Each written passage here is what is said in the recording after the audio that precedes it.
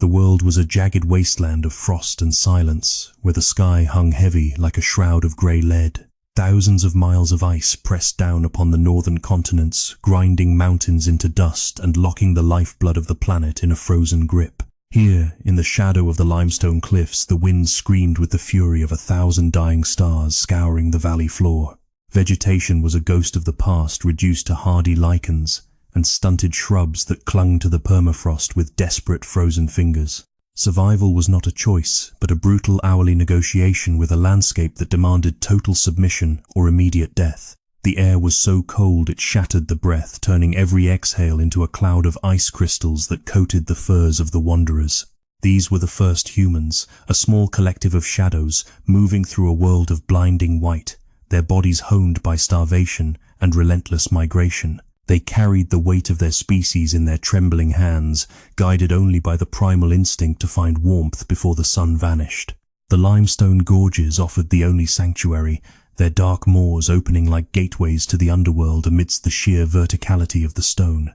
These caves were geological scars, carved by ancient rivers that had long since retreated into the deep veins of the earth, leaving behind hollow ribs of rock. To the clan, these openings were both a promise of life and a terrifying descent into the unknown where the spirits of the earth resided. They approached the threshold with a mixture of reverence and primal dread, smelling the damp, earthy scent of the deep. Within the cavern's mouth, the transition from the screaming gale to the heavy, stagnant air of the interior was a physical blow to the senses. The temperature stabilized, offering a reprieve from the frostbite that gnawed at their extremities, yet the darkness was absolute and oppressive. It was a thick velvet blackness that seemed to swallow the very light of their flickering torches, pushing against their eyes with a weightless pressure. Here the rules of the surface world ceased to apply, and the clan became a singular organism, seeking the safety of the dark. The preparation for the fire was a sacred technical ritual involving the careful striking of flint against iron pyrite to coax a fragile spark. Dry moss and shaved bark were nurtured with gentle breaths, the smoke curling upward to vanish into the unseen heights of the cathedral-like ceiling. As the flames took hold, the jagged walls of the cave began to dance, revealing the raw textures of the stone for the first time. Shadows stretched and contracted, turning the natural protrusions of the rock into looming monstrous shapes that watched the humans from the dark. This subterranean world was a laboratory of human ingenuity, where the struggle for existence began to merge with the first flickers of complex thought. They organized their space with meticulous care, designating areas for the processing of hide, the knapping of flint, and the communal huddling for warmth. The sounds of the cave, the rhythmic dripping of water, and the crackle of burning fat became the heartbeat of their temporary civilization. Outside, the predators of the Ice Age roared, but inside, the heavy limestone walls provided a fortress against the cruel indifference of the Pleistocene. The search for pigments began almost immediately, driven by an inexplicable urge that transcended the simple need for food or physical shelter. They gathered nodules of iron oxide from the cave floor, grinding the ochre into a fine, blood-red powder using flat river stones. Charcoal was salvaged from the hearth, its carbon essence representing the transformation of wood into heat and then into a medium for memory. These materials were the raw components of a revolution, the first tools used to bridge the gap between the physical animal and the spiritual being. The men and women who handled these pigments were not merely survivors, they were the first witnesses to the grandeur of the life they hunted. Their hands were stained with the colors of the earth, their minds swirling with the images of the great beasts they encountered on the tundra. The act of gathering these minerals was a technical necessity for what was to come, a preparation for an encounter with the divine. They felt the pull of the deeper chambers, where the silence was total and the air felt thick with the presence of ancestors. Deeper still they ventured, leaving the comfort of the hearth to crawl through narrow fissures where the stone pressed tight against their heaving chests. Each inch gained was a victory over claustrophobia and the primal fear of being buried alive in the bowels of the mountain. They carried torches of resinous wood that cast a flickering orange glow on the crystalline formations dripping from the roof like frozen tears. The journey into the heart of the cave was a pilgrimage, a shedding of the external world in favor of the internal landscape of the soul. In these hidden recesses the walls were smooth and white, untouched by the soot of the main camp or the weathering of the seasons. It was a pristine canvas, waiting for a mark that would defy the inevitable march of time and the crushing weight of the ice. The silence here was a physical entity broken only by the sound of their own pulses thudding in their ears like war drums. They stood at the precipice of a new era, where the hunter would finally stop to look back at the shadow he cast. The first stroke of charcoal against the stone was a declaration of war against oblivion, a scratch that signaled the end of human anonymity. It was a deliberate act of recording a way to capture the essence of the mammoth and the lion within the permanence of the rock. As the torchlight flickered, the lines seemed to vibrate as if the spirit of the animal was being breathed into the mineral surface. This was the moment the cave ceased to be a mere shelter and became a temple of the first human covenant. The complexity of the environment required a sophisticated understanding of acoustics and light, as they chose spots where the echoes reinforced the power of their presence. They noticed how the natural curves of the limestone mirrored the hump of a mammoth or the powerful shoulder of a charging steppe bison. By aligning their art with these geological features, they created a three-dimensional world that bridged the gap between reality and the dream.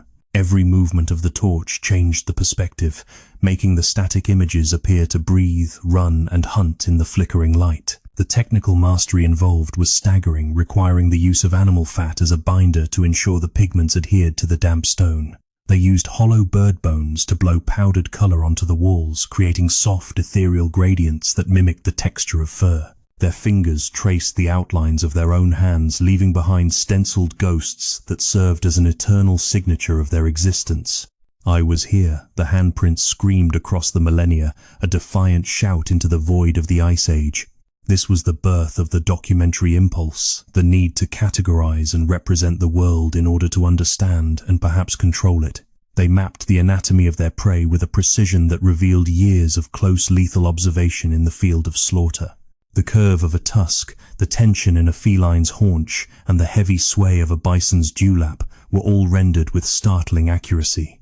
This was not mere decoration. It was a survival manual written in the language of light and shadow, a legacy for the unborn.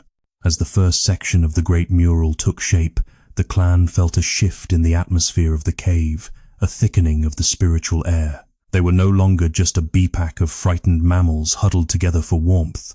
They were becoming a people with a shared vision. The images on the walls provided a focal point for their collective identity, a mirror reflecting their prowess and their vulnerability. In the heart of the mountain, the first story of humanity was being etched into the very bones of the earth. The cold outside continued to deepen the glaciers, grinding ever closer to their limestone sanctuary, yet the fire in the cave burned with a new purpose. They had found a way to transcend the immediate cycle of kill and be killed, creating a space where the mind could wander. The cave was a vessel, protecting the fragile flame of consciousness from the extinguishing winds of the Pleistocene winter. Every line drawn was a victory, every pigment splashed was a reclamation of territory from the encroaching darkness of the unknown. They worked in shifts, the artists supported by the hunters who brought back the meager remains of the day's scavenged kills to sustain the creative effort. This social stratification was the beginning of specialized labor, where the one who saw was as vital as the one who struck.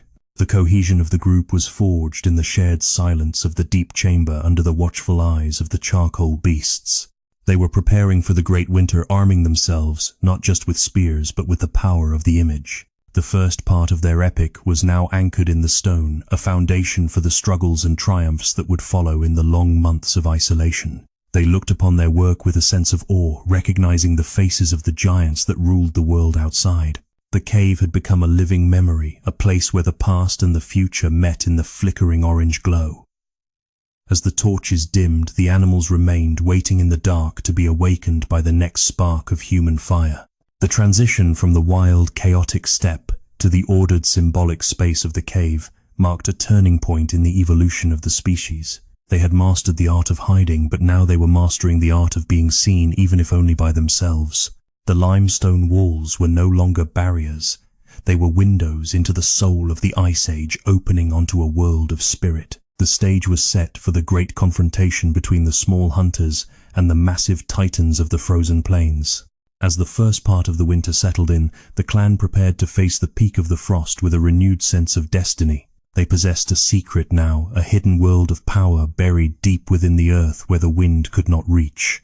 The animals on the walls would guide them, their spirits trapped in the stone to be called upon when the hunger became unbearable. The journey into the deep had only just begun, and the greatest hunt was yet to be recorded in the flickering light. The sanctuary of the cave remained a stagnant pool of warmth, but the world beyond the limestone threshold had transformed into a theater of titanic forces. As the midwinter sun hung low and pale on the horizon, the great herds of the mammoth steppe began their agonizing trek toward the southern corridors. These were not merely animals. They were walking mountains of muscle and shaggy hair, the biological sovereigns of the permafrost. From the cave's mouth, the hunters observed the rhythmic swaying of tusks that spanned the width of 3 men, ivory scythes cutting through the frozen air. The woolly mammoth was the central pillar of this ecosystem, a creature whose very existence dictated the movements of every other living thing. Its thick, multi-layered coat was a marvel of evolutionary engineering, trapping air to create a thermal barrier against temperatures that could shatter solid stone. Each footfall was a tectonic event, a heavy thud that vibrated through the limestone floor of the cave, reminding the humans of their own insignificance. To kill such a beast was an act of deicide, a feat that required more than just sharp flint and a steady hand. The ecology of the steppe was a brutal hierarchy where the weak were culled by the unrelenting wind long before the predators could reach them. Beside the mammoths moved the steppe bison, creatures of raw aggression with horns like blackened lightning bolts and humps stored with life-saving fat. They moved in undulating waves of brown fur, their breath creating a collective fog that obscured the horizon and muffled the sound of their hooves. The bison were the primary fuel of the human flame, their hides providing the leather for clothing and their bones the needles for sewing. Tracking these giants required a profound understanding of animal psychology and the physics of the landscape, as one wrong move meant being crushed into the permafrost. The hunters studied the dung, the broken shrubs, and the scent of musk carried on the gale, building a mental map of the herd's collective soul. They knew that the mammoth was a creature of habit, following the ancient scent trails of its ancestors, even as the glaciers reshaped the very valleys they walked. This predictability was the only crack in the Titan's armor, the only advantage the small bipedal scavengers possessed. But the humans were not the only predators stalking the white margins of the world, for the cave lion reigned as the shadow king of the heights. These lions were larger than any feline known to the modern imagination, devoid of manes and built for the explosive power needed to bring down a bison. They were the silent rivals of the clan, often competing for the same limestone shelters and the same strategic overlooks above the migration paths. The relationship between man and lion was one of mutual respect and lethal competition, a constant tension felt in the dark. The clan's survival depended on a sophisticated division of labor that mirrored the complex social structures of the wolves they occasionally glimpsed on the ridges. While the artists remained in the deep, the scouts braved the exterior, their bodies wrapped in multiple layers of stitched reindeer hide and cured leather. They utilized the atlatl, a spear thrower that acted as a mechanical extension of the arm, allowing them to launch projectiles with the force of a falling rock. This was the first true technological leap, a way to bridge the distance between the hunter and the hunted. The hunt was never a glorious charge, but a patient, grueling siege that could last for days across the blinding expanses of the snow-covered tundra. They targeted the old, the infirm, or the young, looking for the one individual whose pace faltered by even a fraction of a second. This was the cold logic of the Pleistocene, the sacrifice of the individual for the survival of the collective, a rule that applied to man as much as beast. When the moment of contact finally came, it was a chaotic explosion of blood steam and the primal screams of the dying. The smell of fresh blood on the snow was a beacon for every scavenger within 10 miles, from the massive short-faced bear to the opportunistic Arctic fox. The clan had to work with frantic speed, using flint scrapers and hand axes to dismantle the carcass before the sky turned purple and the lions arrived. They prioritized the fatty organs and the marrow-rich long bones, the highest density fuel available in a world where calories were the only currency of any value. Every scrap of the animal was reclaimed, a ritual of total utilization that honored the life that had been extinguished. Back at the cave, the arrival of the meat was greeted with a somber intensity, for the hunger had begun to gnaw at the bellies of the young. The marrow was cracked open and consumed raw, a rich, buttery substance that provided the chemical energy needed to maintain body heat in the sub-zero air. They boiled water in skin bags using fire-heated stones, a primitive but effective method of extracting every possible nutrient from the sinews and joints. This was the laboratory of survival, where nothing was wasted and every death was a reprieve for the living. Yet despite their successes, the sheer scale of the megafauna began to weigh on the collective psyche of the tribe, creating a sense of spiritual imbalance. They saw the herds thinning as the winter tightened its grip, and the fear of a world without prey began to haunt their evening huddled around the hearth. The physical act of hunting was no longer enough to satisfy the mind's need for certainty in an uncertain and violent world. They needed to capture the essence of the mammoth to hold it still within the rock so it could never truly leave. This psychological pressure drove the artists back into the deepest galleries where the silence of the earth offered a space to process the trauma of the hunt. They began to sketch the bison not as they saw them in death, but as they appeared in the height of their power, charging through the fog. The transition from the exterior world of blood to the interior world of ash was a bridge between the physical and the metaphysical realms. The walls of the cave became a ledger of the species they feared, admired, and ultimately depended upon for their breath. The documentary layer of their art intensified as they recorded the specific curvature of the mammoth's back and the way a lion's muscles rippled before a strike. These were not abstract symbols, but high-fidelity observations, the result of thousands of hours spent watching the world from the safety of the cliff edges. They were creating a visual encyclopedia of the Pleistocene, a record of a world that was already beginning to shift under the weight of the ice. The act of drawing was a way of memorizing the patterns of the wild to ensure future success. In one particular chamber, the artists focused on a massive panel dedicated to the woolly rhinoceros, a solitary and temperamental beast that few dared to provoke. They used the natural undulations of the rock to give the rhino's horn a sense of terrifying depth as if it were emerging from the stone. The flickering torchlight created an illusion of movement to the animal, appearing to toss its head in a silent, eternal challenge to the viewer. This was the first cinema, a flickering projection of the human mind's encounter with the formidable power of the natural world. The Mothwan Sintone survival conflict was at its peak. As the animals became scarcer, the images on the walls became more numerous and more complex. It was as if the clan believed that by filling the cave with the spirits of the animals, they could call them back from the horizon. The art was an insurance policy against the void, a collective prayer written in charcoal and ochre that the cycle of the seasons would hold.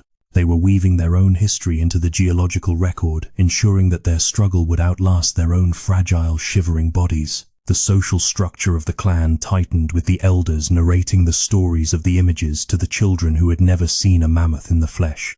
The cave became a classroom where the collective knowledge of the hunt was passed down through the medium of the painted line and the spoken word. This transmission of culture was the secret weapon of the human species, allowing them to accumulate wisdom across generations. While the lions relied on instinct, the humans relied on the shared memory of the cave, a repository of tactical survival. As the second month of the Great Freeze descended, the cave grew quieter, the air thinner, and the reliance on the spiritual world more pronounced and desperate. The artists began to experiment with perspective, overlapping the images of horses and deer to simulate the dense crowding of the herds during the spring migrations. They were no longer just painting animals.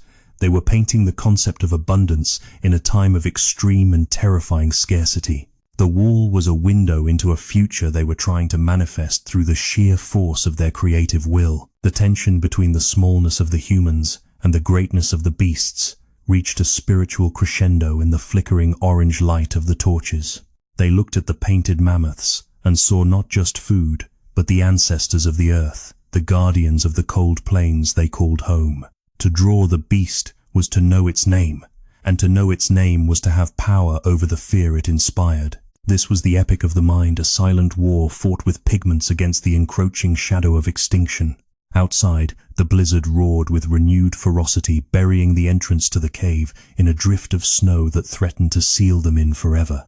The clan retreated further into the warmth of the mountain, their eyes fixed on the images that danced upon the limestone ceilings and walls. They were safe for now, protected by the stone and the stories they had woven into the very fabric of their sanctuary. The second part of their long winter had been survived, but the greatest trial of the spirit was yet to come. In the heart of the darkness, the painted eyes of the cave lions seemed to glow with an inner light, watching over the sleeping huddle of the clan. The humans and the beasts were now forever linked in the silent covenant of the cave, a bond of blood and ash that time could not sever. The images were the only things that did not tremble in the cold, standing as firm as the mountain itself. The record was growing, the epic was unfolding, and the first true masters of the world were coming into their own. The great cold reached its zenith, and the earth itself seemed to groan under the crushing weight of the polar advance, turning the world into a crystalline tomb. This was the hour of the ultimate confrontation, where the physical limit of human endurance met the absolute power of the Ice Age's most formidable architects. The clan had reached a state of metabolic suspension, their bodies burning through the last reserves of bison fat while their minds sharpened into a singular lethal focus. The environment was no longer a provider. It was a pure antagonist, a white wall of death that demanded a tribute of blood and ingenuity. At the center of this drama stood the great bull mammoth, a solitary titan that had been separated from the receding herds by a massive ice-choked ravine. He was an ancient sovereign, his ivory tusks spiraling like the roots of the world, his presence a living mountain of matted fur and primal defiance. For the clan, he represented the difference between an entire generation perishing in the frost or surviving to see the first melt of the spring. This was the Daichian Great War, promised by the title, a clash between the sheer mass of the biological past and the organized precision of the human future. The strategy was born in the silence of the cave, mapped out with fingers in the ash of the hearth long before the first spear was raised. They would use the terrain as their primary weapon, luring the giant toward a narrow limestone bottleneck where his weight would become his greatest disadvantage. This was the documentary layer of the hunt, the calculation of slope angles, the testing of snow depths, and the synchronized movement of 20 men acting as a single shadow. They were no longer individuals. They were a collective intelligence, a biological machine designed to take down a god. The confrontation began under a sky of bruised purple, the air so cold it felt like inhaling needles of glass into the lungs. The hunters moved in a pincer formation, their reindeer hide boots muffling the crunch of the permafrost as they circled the titan. The mammoth scented them, a low rumble vibrating from his chest that felt like a localized earthquake, shaking the very stones of the valley. He did not flee. He turned his massive head eyes like dark amber, reflecting the flickering desperation of the small creatures that dared to challenge his reign. The first wave of attack was a psychological barrage, a cacophony of rhythmic shouting and the rhythmic clashing of bone against wood to confuse the giant's senses. They used smoke torches to create a wall of acrid grey, blinding the mammoth and forcing him toward the pre-selected kill zone. Every movement was a gamble with physics, the hunters darting beneath the swing of tusks that could liquefy bone with a single casual swipe. This was the epic struggle of Trong Luang versus To Chuk, weight versus organization, where the mammoth's power was countered by the human's ability to predict the future. As the beast reached the limestone narrows, the trap was sprung with a roar that rivaled the winter gale as hidden hunters emerged from the snow. Atlatls hissed through the air, launching flint-tipped spears with enough kinetic energy to pierce the thickest hides and reach the vital organs buried beneath layers of fat. The mammoth reared a terrifying silhouette against the pale sun, his trumpeting cry a sound of pure primordial agony that echoed off the cliffs. Blood, hot and steaming, sprayed onto the white snow, turning the landscape into a Machiavellian canvas of red and white. This was the ritual of blood and ash in its physical form, a brutal necessity that fed the spiritual hunger of the clan. They pressed the attack with a relentless mechanical efficiency, targeting the tendons of the hind legs to ground the mountain of meat. The mammoth fought with a majestic fury, his trunk a whip of pure muscle that sent men flying like autumn leaves into the jagged rocks. Yet for every hunter that fell, 2 more took his place, driven by a hunger that was as much about legacy as it was about the stomach. The final collapse of the giant was not a quick event, but a slow, tectonic descent that seemed to take an eternity in the frozen air. When the mammoth finally hit the earth, the impact was felt in the deepest chambers of the cave, a signal that the old world had been conquered. The silence that followed was absolute, a heavy stillness, where the only sound was the ragged breathing of the survivors and the dying hiss of the beast. They stood over the fallen king, not in triumph, but in a state of profound, exhausted awe at the magnitude of what they had done. The processing of the carcass was a monumental feat of engineering, requiring the entire tribe to emerge from the cave with their stone tools and carrying frames. They worked through the night under the aurora borealis, the sky dancing in shades of emerald and violet as they dismantled the mammoth. Each tusk was a prize of ivory, each strip of skin a potential roof for a new shelter, and each gallon of fat a month of light. This was the peak of the documentary experience, the raw, visceral reality of the Pleistocene economy, where a single death bought 1,000 lives. As the meat was hauled back to the sanctuary, the artists were already at work in the Chamber of the Lions, capturing the essence of the kill. They did not paint the hunters, but the mammoth in its final glorious stance, immortalizing the power of the foe they had overcome. The charcoal lines were thick and urgent, reflecting the adrenaline still coursing through the tribe's veins, a visual scream of existence. They were documenting the Var-Sham collision of their era, ensuring that the spirit of the giant would forever guard the walls of their home. The technical mastery of the art reached a new level of sophistication during this period of abundance, with the introduction of polychromatic techniques using multiple shades of ochre. They used the flickering light of the fat lamps to create a proto-cinematic experience, where the painted mammoth appeared to rise and fall with the shadows. This was the birth of the epic narrative, the transformation of a physical event into a cultural foundation stone. The hunt was over, but the story was being etched into the DNA of the cave, a legacy for the millennia. The social fabric of the clan was reinforced by the shared trauma and triumph of the hunt, creating a hierarchy based on the contribution to the collective. The Kethu enemy had been defeated, but in the process he had become a part of them, his proteins building their muscles and his spirit fueling their dreams. This was the paradox of the hunter, to love the prey that one must destroy a tension that was visible in every stroke of the artist's brush. The cave was now more than a shelter. It was a cathedral of the hunt, a place where the covenant was renewed in blood.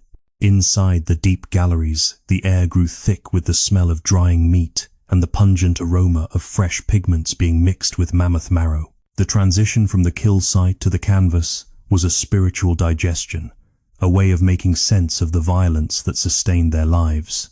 They painted the bison, the horses, and the rhinos with a renewed sense of detail, as if their eyes had been washed clean by the proximity of death. Every animal on the wall was a testament to the fact that the humans were still here, still breathing, still recording. The Muad'Dong winter continued to howl outside, but its teeth had been blunted by the massive store of calories the clan now possessed.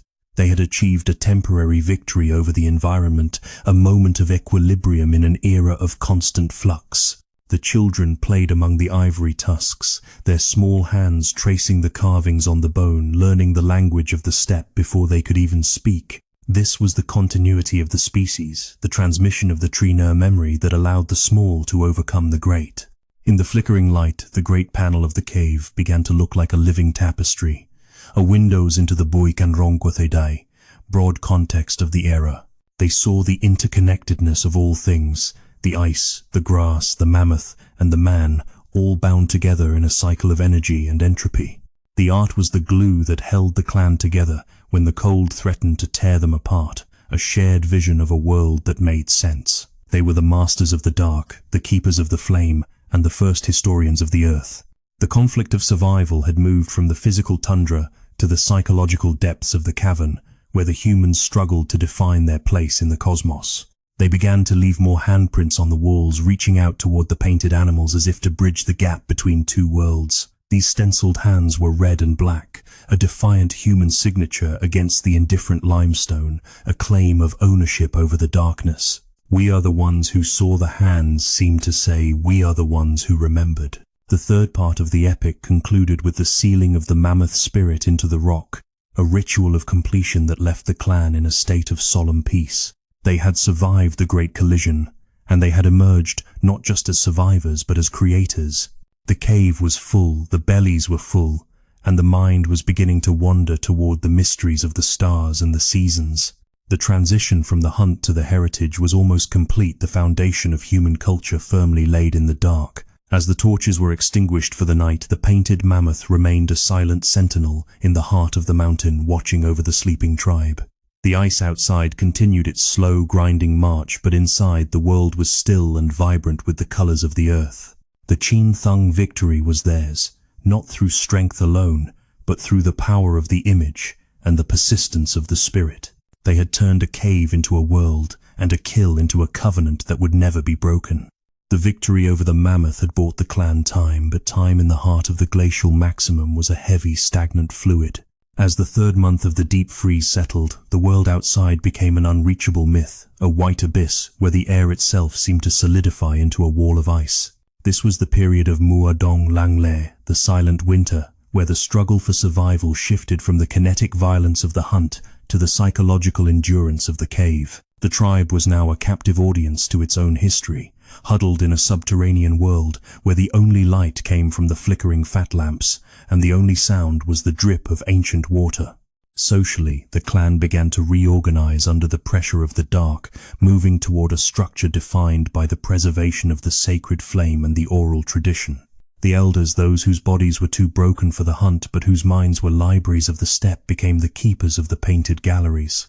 They understood the technical nuances of the cave's microclimate, knowing exactly where the air stayed dry enough to prevent the pigments from running into grey smears. This was the first archival science, a meticulous management of environment and artifact to ensure that the tree-ner memory of the tribe remained intact. Inside the deep chambers, the atmosphere grew heavy with the scent of rendering fat and the metallic tang of fresh ochre being processed for new works. The artists moved beyond the documentation of the kill and began to explore the Lopsu, the epic layer of their existence, creating compositions of immense complexity. They painted the great panel of horses, where dozens of equines appeared to gallop across the limestone waves, their manes flowing in a wind that existed only in the artist's mind. Each horse was a study in motion, a technical triumph of shading and perspective that turned the static wall into a living, breathing stampede. The documentary layer of this period focused on the meticulous detail of the species that shared their frozen world, from the megaloceros with its 6-foot antlers to the humble Arctic hare. They recorded the molt of the reindeer and the aggressive posture of the woolly rhino, creating a visual taxonomy of the Pleistocene. This was not mere aesthetics. It was a survival strategy, a way of mapping the biological world so that the young would recognize their prey long before they ever stepped onto the tundra. The cave had become a cognitive map, a library of life in an era of encroaching death. But the isolation began to take a toll on the human spirit as the lack of sunlight and the constant pressure of the rock triggered a collective descent into the shamanic. The paintings began to incorporate more abstract elements, geometric grids, dots of red ochre, and the haunting stenciled outlines of human hands. These handprints were the most visceral evidence of their presence, a Chungtich evidence of the individual within the collective. They were reaching out to the stone, trying to touch the spirits of the animals they had captured, blurring the line between the hunter and the divine prey. The tension within the cave was palpable, a Mao Thun Sin Tone survival conflict that was now internal and psychological rather than physical. They were trapped in a cycle of consumption and reflection, their world shrinking to the diameter of a torch's glow and the length of a charcoal stick. The fire was no longer just a source of heat.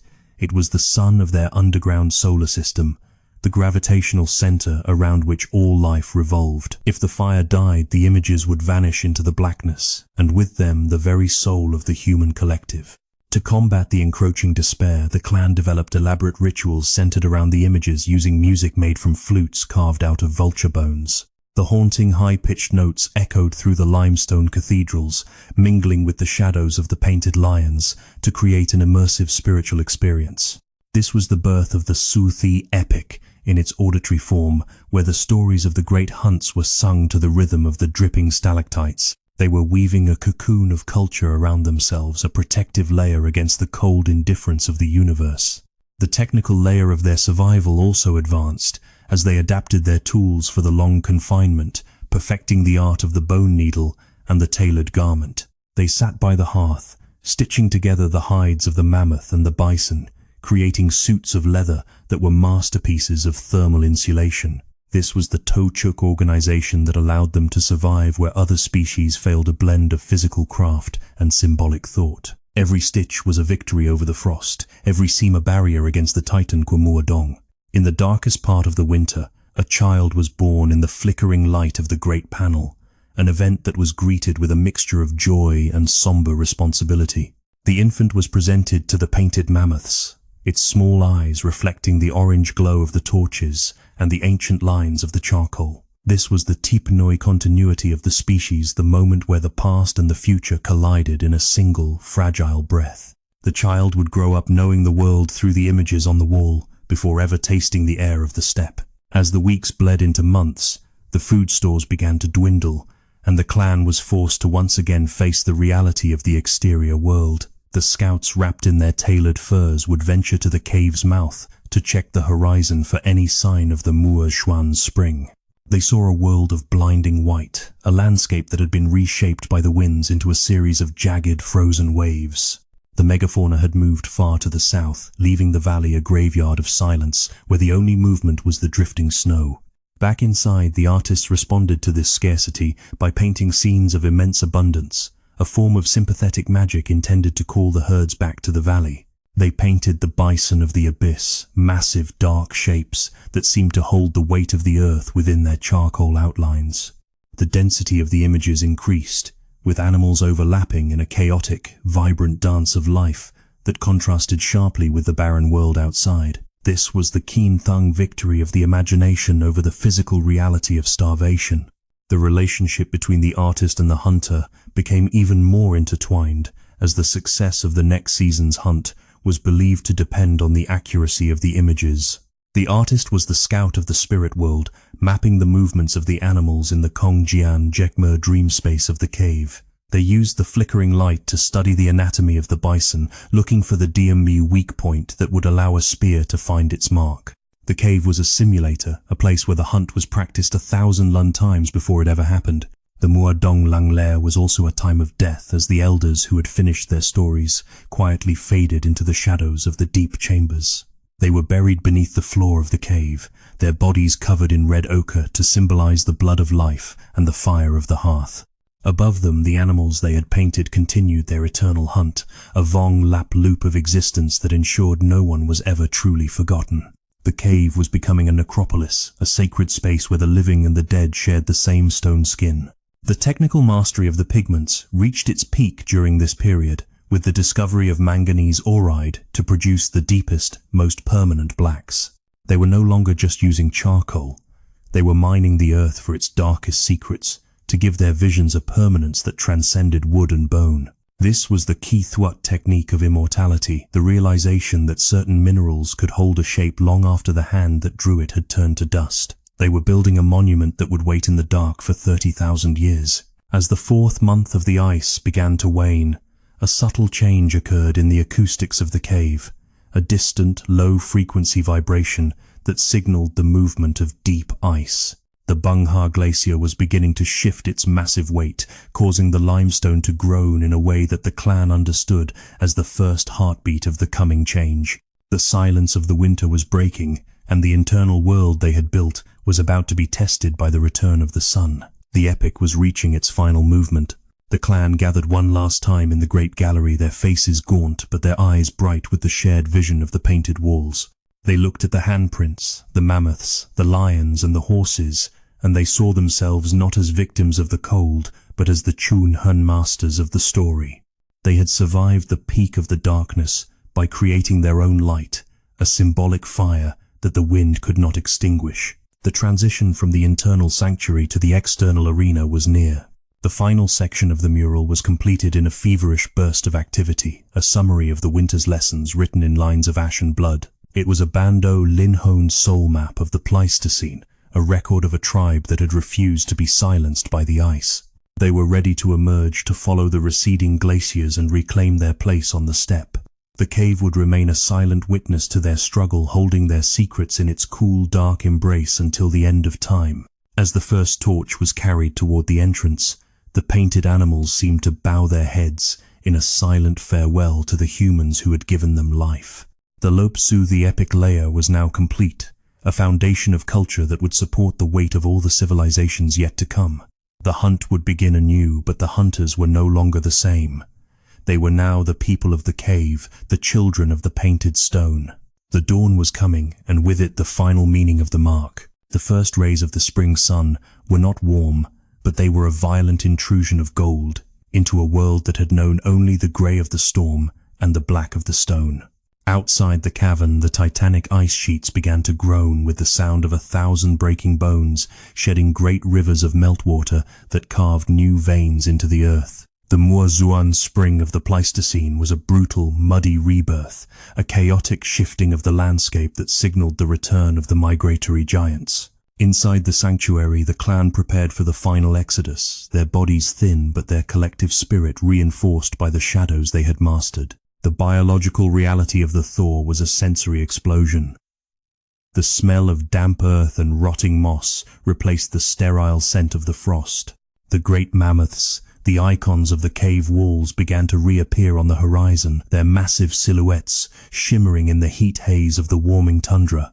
They moved with a renewed purpose, heading toward the northern carving grounds where the fresh grasses would soon pierce the retreating snow. This was the Vongdoi life cycle in its most epic scale, a planetary movement that the humans observed from their limestone heights with a profound sense of recognition. The transition from the deep galleries to the surface world was a physical ordeal as their eyes struggled to adapt to the blinding brilliance of the sun-drenched snow. They carried with them the essential tools forged in the winter, the bone needles, the flint scrapers, and the ivory spears, but they also carried something invisible and more powerful. They possessed the Bando Kiyuk memory map of the cave, a shared understanding of their place within the hierarchy of the wild. They were no longer merely fleeing the cold. They were following the pulse of the world they had so meticulously documented. The final act of the clan before abandoning their limestone fortress was one of preservation and silence, a technical and spiritual sealing of the record. They did not destroy their hearths or erase their marks. They left the fat lamps extinguished on the stone ledges and the pigment grinders where they had last been used.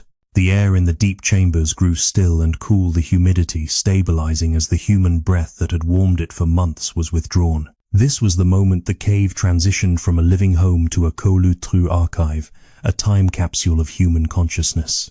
The significance of the paintings transcended the immediate survival of the tribe, reaching toward the Tung-i-Nia layer of meaning that defines the human species.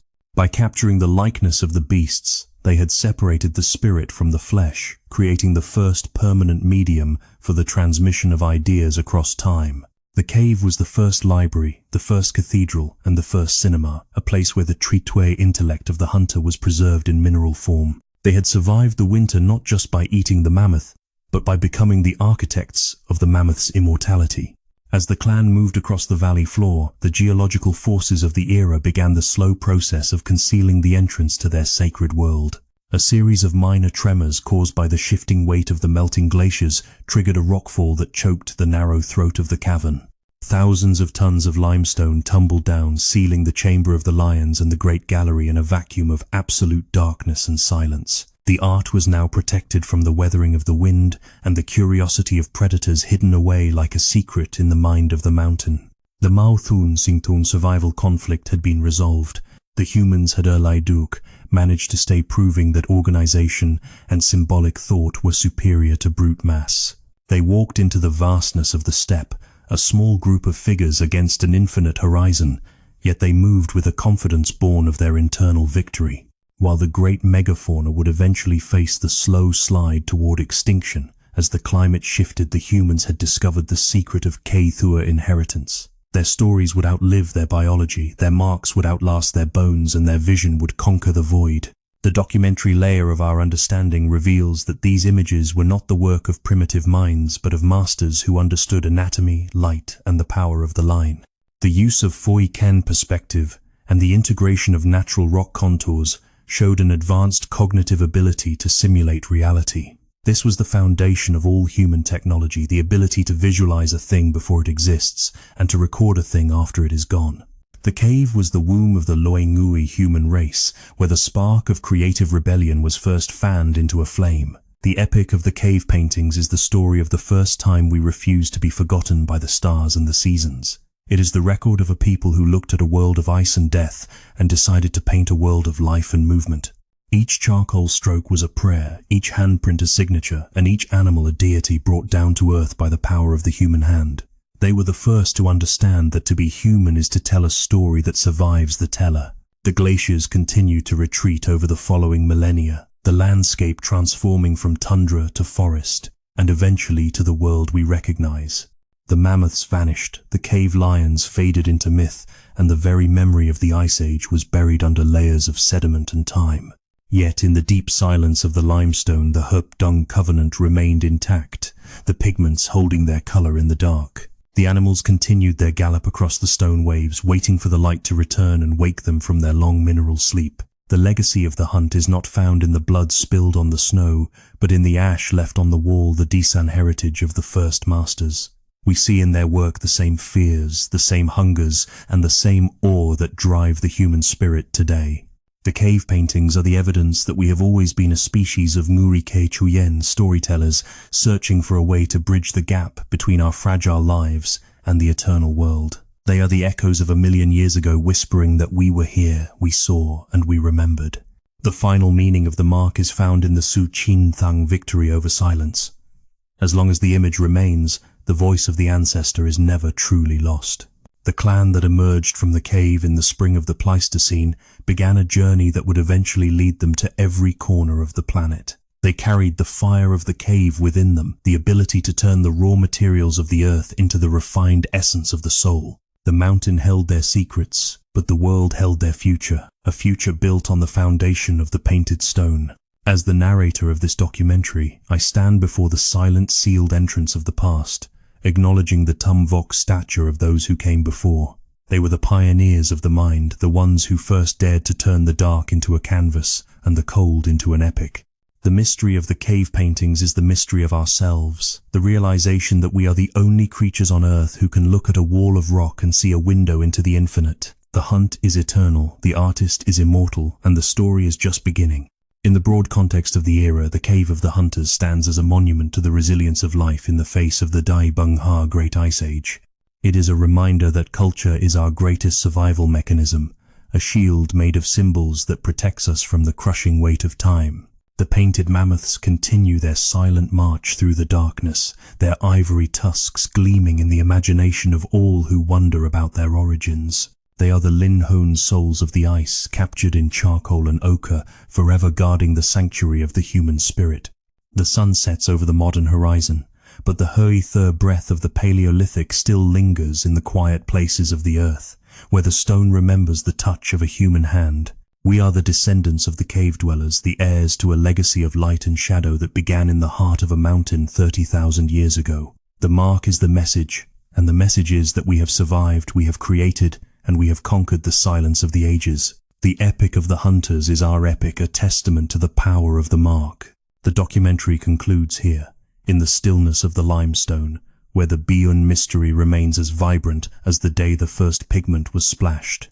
The world has changed, the ice has gone, but the human need to be seen remains the same across the vast gulf of time.